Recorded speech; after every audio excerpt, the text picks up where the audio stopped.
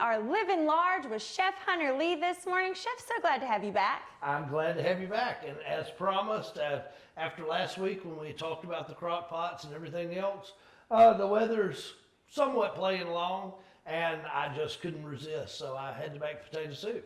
I think it's never a bad time to have potato soup. It isn't. This is a recipe that is in my first book, Louisiana Recipes of a People. I think it's on page 142. Mm-hmm. It's actually a recipe of my sister's, and it's one that I've used throughout catering, and it's, even though it's done in a crock pot, like we talked about last week, it's probably one of the best potato soups that I've had. It's very gourmet. It's not like one of my crock pot meals.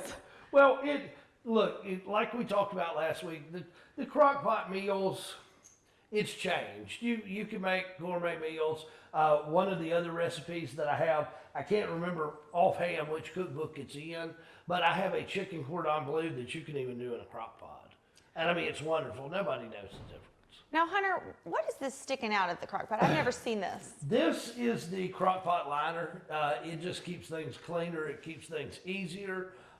This is probably one of the greatest kitchen inventions next to the crock pot, that it keeps it clean. When it's done, it cools off. If you're going to store this in Tupperware or something, you can even pick this up, pour it into your Tupperware, no mess, no nothing. So you don't have just the big, bulky, and hot you just crock throw pot it for away. So easy just got easier. Yeah. Okay, well, let's talk about Mary Beth's soup. It is wonderful. Like I said, it's a very simple recipe. There's not a lot of ingredients. It's Yukon Gold potatoes chopped up. It is onion, garlic,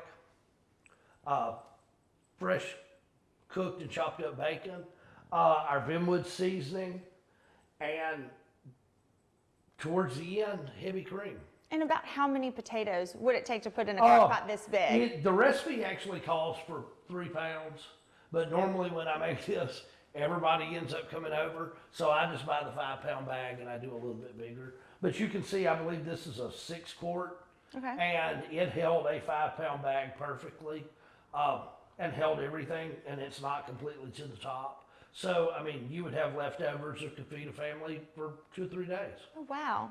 Now, Chef, can you walk us through the steps? It's basically you just wash and cut up your potatoes. I do them in about 1-inch squares. Okay. It honestly doesn't matter because you mash them a little bit later on. They cook quicker.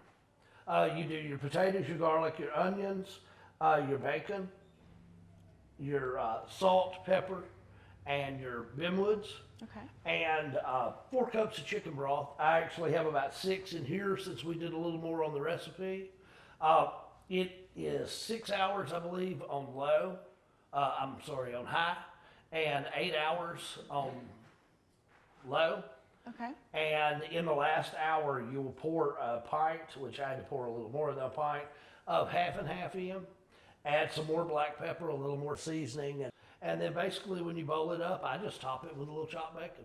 Now, you mentioned Vinwoods. Which seasoning did you put in there? I use the original because with the potatoes, they soak it up and there's not a lot of salt content. Mm-hmm. But I also use low sodium chicken broth. If you don't use low sodium chicken broth, you can use the Vinwoods, the low sodium.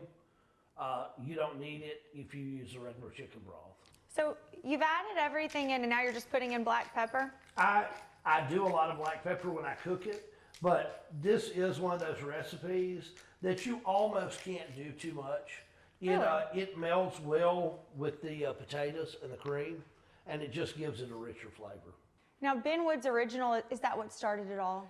That is what started it all, and we kind of moved into the low sodium, the certified low sodium, and the hot after that. And then months later, we kept working, and we came out with our barbecue rub and our blackened seasoning, along with our sauces. And where can we find all of these products? You can find it all at BenwoodShirleySouthern.com.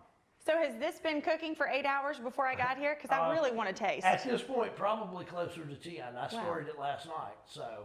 Is it one of those, the longer it cooks, the better it gets? To an extent, you don't want to too much overdo it on this, obviously, because it has a half and half, and the potatoes will completely fall apart.